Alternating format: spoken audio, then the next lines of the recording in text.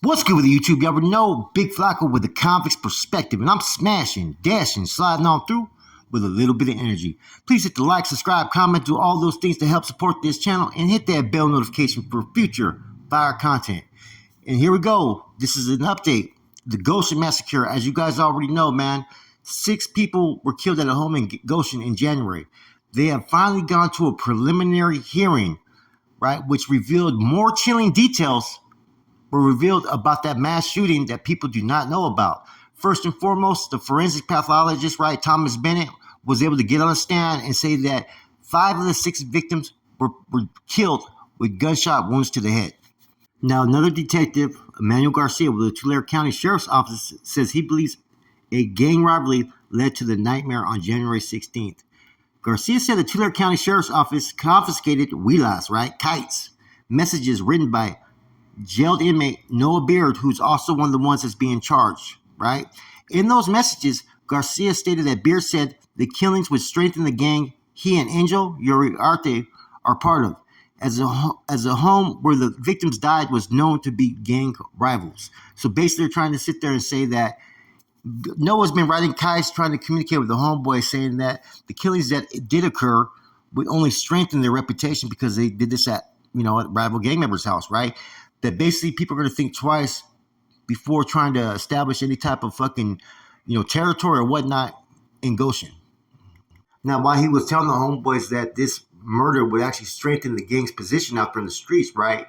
Noah Beard also blamed Angel in the same fucking kites that were confiscated, that he said Angel was afraid to come clean to leadership about the murders of innocent people.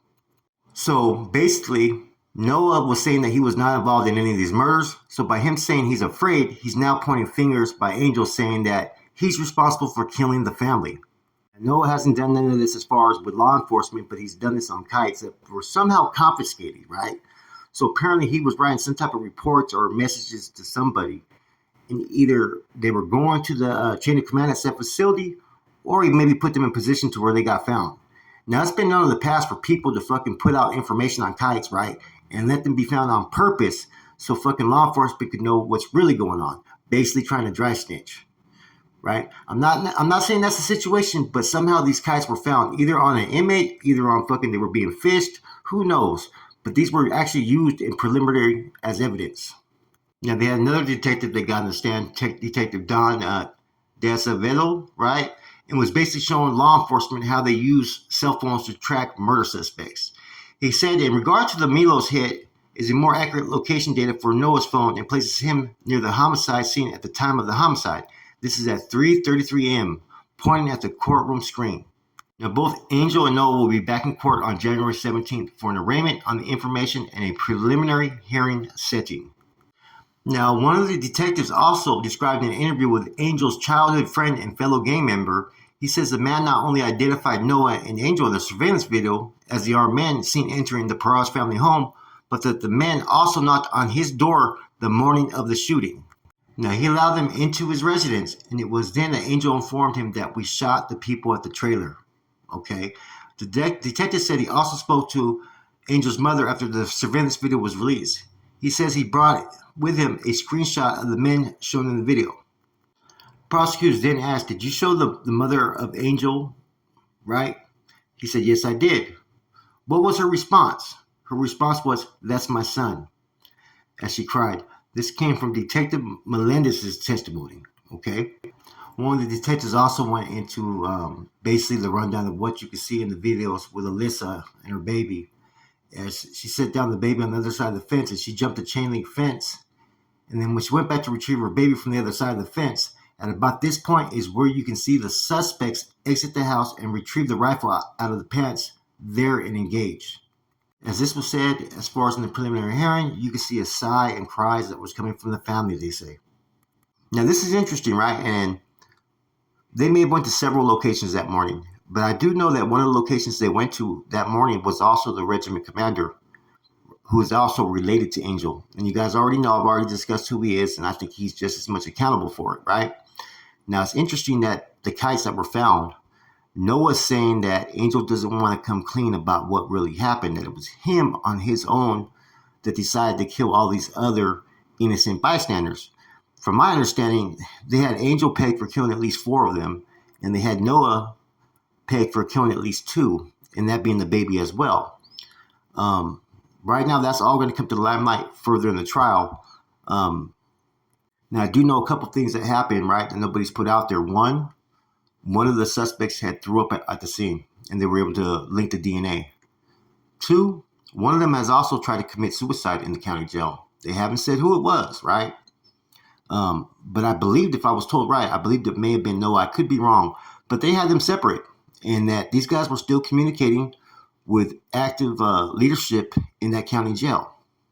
First of all, it's a delicate situation. I don't see why anybody would be basically writing any type of reports as far as what happened and trusting anybody with it on this magnitude of a case. I mean, this is serious. 6 murders, including a teenage mother and her child that was only 10 months old.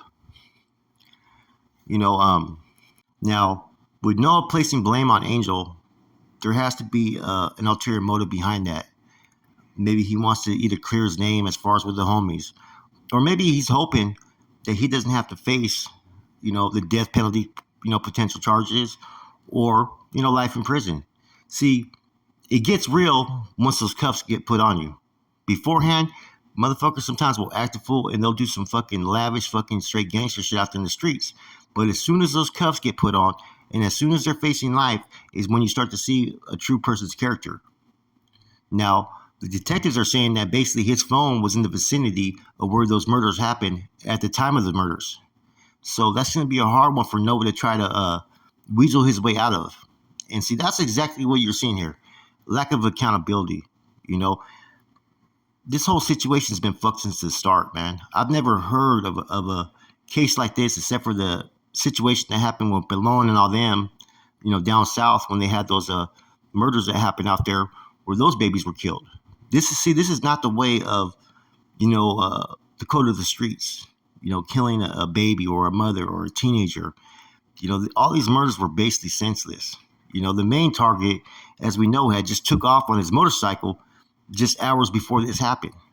In addition to all that, as we already know, Goshen, they're on freeze. For those that want to know what that means, freeze means that they're not to conduct any type of business activities, gang activities, anything that has to do with regimental activities, which is attributed to the NF, is on freeze. Nobody's to do none of that. Nobody's to talk. Nobody's to speak.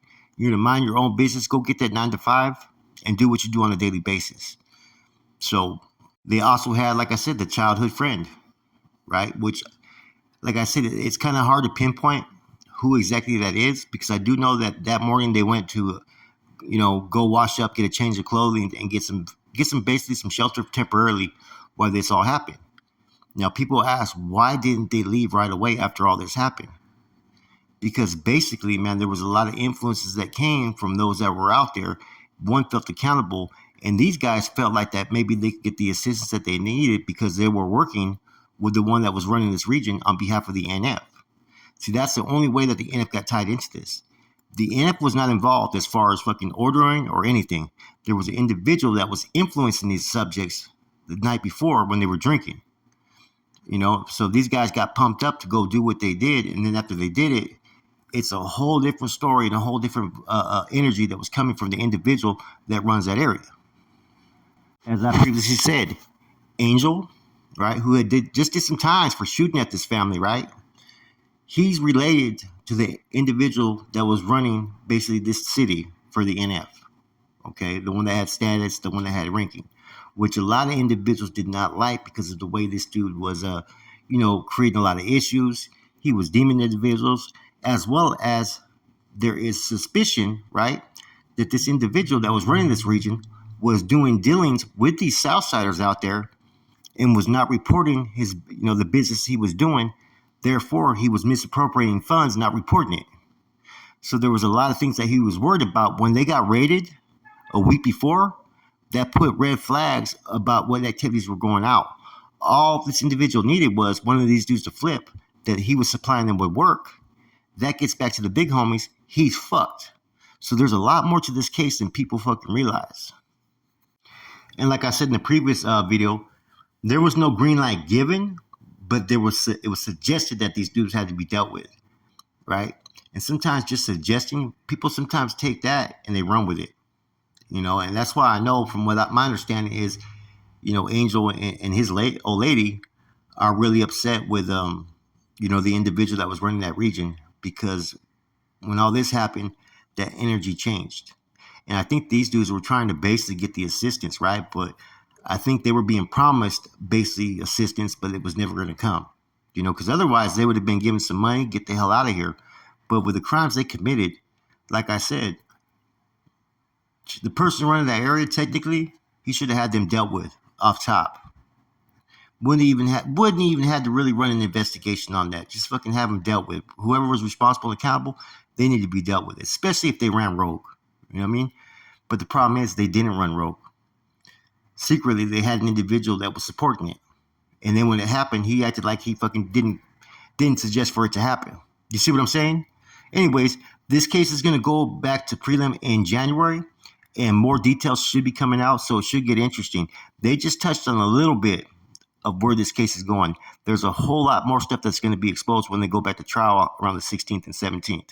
With that said, it's your boy Flacco. Here's your update. I'm gone.